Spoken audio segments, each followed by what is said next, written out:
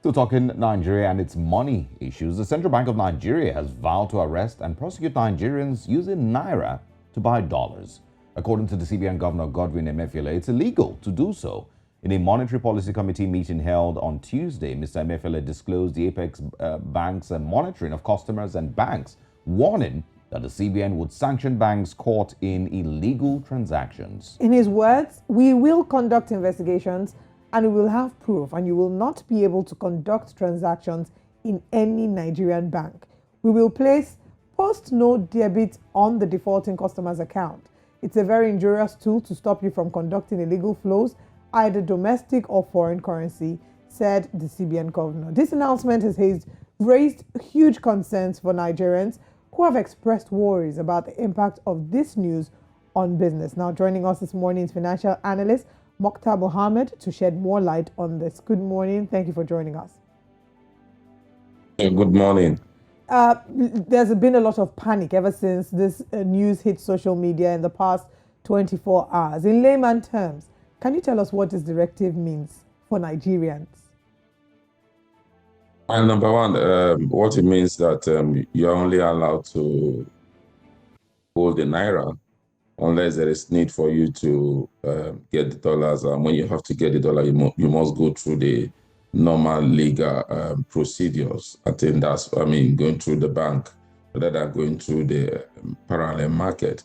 But again, to add the to that, CBN came out yesterday and denied that very report and said that what they meant was that changing Naira to dollar for electoral processes during the election, that you'll be arrested. They said there was no rule, backing them to tell me not to hold the dollar. After all, we have domiciliary accounts. That's why we have DOM accounts. So why are you saying that I cannot change Naira to dollar if I want to? It's my prerogative to do that if it's available and if I'm ready to pay for it. So I think they've come to clear out that they will be monitoring a lot of people that will be changing Naira to dollar during the political processes. Maybe it's an overthought. Maybe people have come to tell them that, look, what you're saying doesn't work. Legally, it's not, and I don't think it's right. Okay, well, it might be just a good time to move into discussing the CBN's dollar policy so far, and how we are fared, and, maybe find out, if we might still be going in the wrong direction. I said yesterday, I think we were at 625 to the dollar. So do we have any answers, to these challenges, or are we just still doing the wrong things? Well, we're still doing the wrong thing. We don't have answers. We've used all our magic words. We don't seem to make any progress as it stands now. If you look at it administratively, they've lost a lot of trading company like Aboki FS that trade on dollars. They've also clamped down on betting company. They've clamped down on individual. They clamped down on cryptocurrency. Those are all administrative ways. And the challenge is that if you do the administrative way and you're not able to handle the economic side of it, there's not going to be any result. Because what the challenge we have now is in the area of supply. We're not having supply of the dollar so much into our economy, and we are having a lot of demand on the dollar. So it's going to be a big challenge, and they seem to have lost every steam on how to address this challenge, because again, like I say, it's a supply side problem. So you need to improve your production, you need to earn more effects into your economy, and then if you look at where do we have the major in terms of effects, we go through crude oil sales. Our crude oil sales have been down for a while because of stealing, and also the Nigerian, the diaspora that sometimes are the ones that complement, are just coming out from the pandemic, the Russia-Ukraine crisis. They have not have so much. But again, when you look at the price in the parallel market, is that a true reflection of how bad the Naira have gone? I personally doesn't think so. I think the parallel market have no laid down procedures of how you see the Naira trade. It's just what in local parlance will say dog eat dog, and just put it arbitrary based on whatever you think is the price, or whatever you think the demand is. And like CBN have said, legitimate demands of dollars are not met through the parallel market, are huge. If you look at the foreign reserve, if you see the depletion we have in the foreign reserve, is as a result of meeting dollar demand, either for PT, BT, or school fees, which for me, I think is not the right way to go, just meeting up only PT, BT, and school fees. And who are those people that travel? Who are those people that have need for this? They're very rich. I think, again, and why we're having that challenge is that most of the aspect that the Bureau de Change used to, the segment of the market that the Bureau de Change used to take care of, have not been provided. CBN have not been able to provide a window for them to assess effects. So they still go back to the Bureau de Change, and because they need to do their business, especially the SMEs. And is it even possible for a time to come where, these avenues will not be possible? Because whether we like it or not, people certainly need access to FX, and access to FX has been tightened. Now let's talk about the strength of the Naira. There have been projections that it's about to get worse. How bad do you see this going? Well, it's about to get worse if you look at what was coming out yesterday from the Minister of Finance about our earning ability in terms of even paying our debt. And you know that most of this debt are paid in dollars. How worse can it go? I think it all depends on how much the administration will be able to address it. This current administration have lacked idea economically.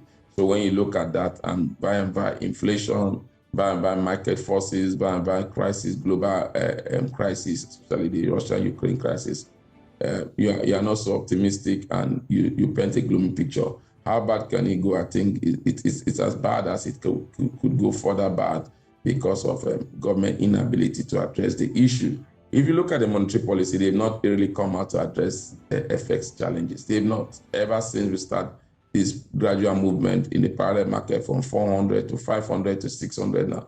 They've not come out. They just keep on being on the defensive that we meet legitimate demand. But when you ask the manufacturers, even legitimate demands are not able to be met. So it's a big challenge, and I don't think the government or the CBN has the might to meet it, because again, you cannot just put all the blame on the CBN. Also, the physical side are not doing what they are. They are not attracting foreign investors into the economy.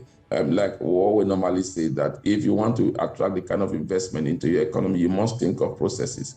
Rule of law takes over 65%, and the productive sector of your people take about 35%. Every other side is just 10%. How much of that have we done to attract investors in the area of rule of law, or the skill or the productivity of our people?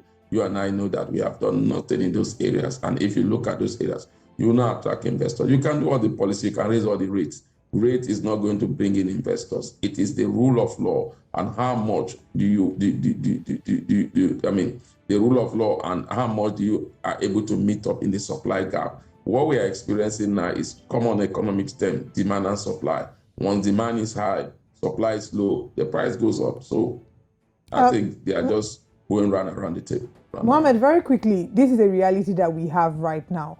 How can the average Nigerian, the business owner, SMEs, how can they adjust to this reality that we have now? Well, for the SME, it's going to be a tough time. We need to begin to look at job losses coming in again. Maybe we are going back to 1983, when this current president was the president as a military ruler.